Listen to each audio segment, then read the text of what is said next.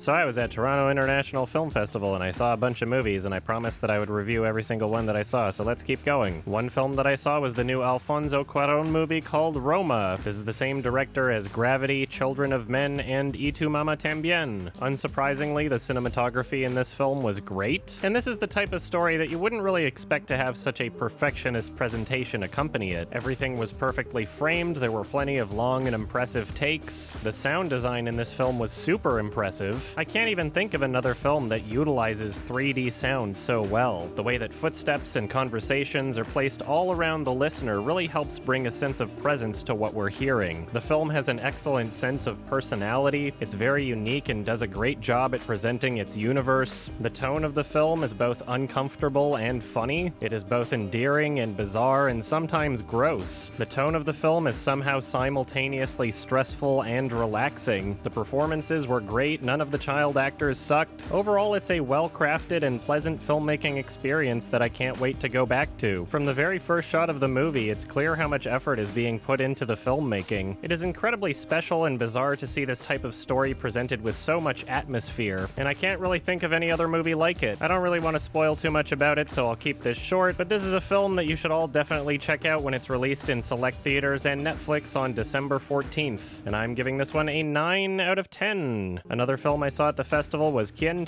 cantará, or Who Will Sing for Me. This is the latest film from the director of Magical Girl, a film that was very high on my 2014 list and I would recommend you all check out. While this film is not quite as powerful as Magical Girl, it's still a pretty great watch. It's dramatic and purposeful, it's well acted, the music was great, it's suspenseful and intriguing. The mother-daughter relationship shown in this film is really fucked up. It tackles themes of honesty, illusion, purpose, and identity. Every character shown in the film is interesting. It's a movie that manages to tell a big story while still remaining on a small scale. And at its heart, the film is more about its characters than anything else. Now, unfortunately, I wasn't really able to experience the film in the way that I wanted to because of a bad experience in the theater. There was a woman behind me that decided I should not be allowed to recline my seat whatsoever. At first, I thought that perhaps someone's bag was behind my seat, but then I would lean forward and try to lean back again and notice that the amount that I was able to recline was decreasing. And over the course of the first half hour of the film, it started to become incredibly obvious that this crazy lady behind me was actively pushing me forward with her feet. Eventually, it got so ridiculous that I turned around to try and make eye contact with her, and she just looked the other way like, oh, I can't see you, in a way that she wasn't even looking at the screen anymore. So eventually, I just got up out of my seat and found a new one and spent the rest of the film being angry. I sincerely regret not leaving the theater to find some staff and kick her out. After the film, I conducted an experiment to try and see what her fucking deal was. I just want to know what options I have as a person.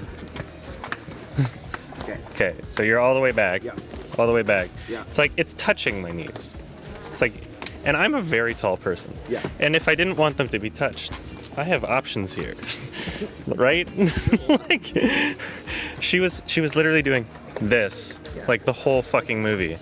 And it was like half an hour in when I was just like... The agreement is, if there is a person in the seat in front of you, you don't put your feet on their seat. If the seat design allows the seat to recline, you are allowed to recline, right? Have you never been on an airplane? Needless to say, I never could find out what her fucking deal was, especially considering she is much shorter than me. Go fuck yourself. I hope you're happy. I hate you so much. Next time something like this happens, I am definitely leaving the theater and getting someone to kick you out because that is fucking ridiculous. Anyway, despite all that, I still managed to enjoy the film. Sorry I don't have much more to say about it because honestly, I'm gonna have to watch it for a second time to really get the full experience. Either way, I would recommend this movie, and I would definitely recommend Magical Girl. So check this one out whenever you can. And I'm giving this one a 7 out of 10. Another film I saw at the festival was Museo from the director of Gueros. Now, Gueros was a film that I had watched for one of my list videos. It didn't quite make it, but I had watched it a second time, and there was a lot to appreciate about it. It showed enough promise for this director that I bought a ticket to his newest film, Museo, at the festival, and holy crap is this ever a huge improvement. This is essentially a heist movie set in the 1980s where criminals steal priceless items from a museum. On paper, it would seem as though this is the type of film that we've already seen a million times, but its unique personality and presentation ensure that it is far from that. This is one of those films that feels truly alive. There is so much energy in how it's presented, and I had had an absolute blast watching it. There are points in the movie where the rules of filmmaking are essentially broken. It feels as though each scene in the film is an excuse to present itself in a new style. Every choice of music adds a tremendous amount to the scene. The performances are all great, and Gael Garcia Bernal does a fantastic job as usual. The characters are well developed and explored. It's tense and dramatic and also hilarious. This film was honestly one of my favorite experiences of the whole festival, which was not only a pleasant surprise considering I've never seen anything amazing from this director, but also because this is a YouTube Red original film. When I saw that logo appear at the beginning of the film, I was like, what the fuck? Now, as it turns out, YouTube didn't really have anything to do with the production of the movie. They essentially just bought the rights to it after it screened at Berlin International Film Festival. Part of me is concerned that because of this film won't really find its audience. YouTube Red isn't exactly a place that's known for finding good movies. Most of the people using the service are likely just doing it so that they don't have to watch ads, and the few people actually watching YouTube Red originals are essentially just looking for extra content from their favorite YouTube creators. So I sincerely hope that this film manages to do well regardless, because it is one of the most energetic and creatively presented films I've seen all year. Apparently this film is doing a bit of a theatrical run before becoming available to watch on YouTube Red, or YouTube Premium, or whatever it's called now. Unfortunately, I can't really find any information on when it will become available on YouTube, so I guess just keep your eyes peeled and check it out whenever you can. This is definitely one of my favorite films of the year, and I can't wait to watch it again. And I'm giving this one a 9 out of 10.